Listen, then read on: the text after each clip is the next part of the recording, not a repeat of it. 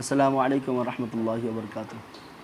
আশা করি বন্ধুগণ আপনারা সকলেই ভালো আছে। আল্লাহর রব্বুল ইজ্জতের বারগায় দোয়া করি মাবুদ উম্মতে মুসলিমার যেন হেফাজত করে। আর আরেকটা বিষয় যে দেখবেন মানে যারা স্কুলে পড়া ছাত্র তাদের মানে দেখবেন স্মরণ শক্তি বা আমাদের মতো বয়স্ক মানুষেরও স্মরণ শক্তি দেখবেন বয়স হওয়ার পরে পরে ভুলতে লাগে।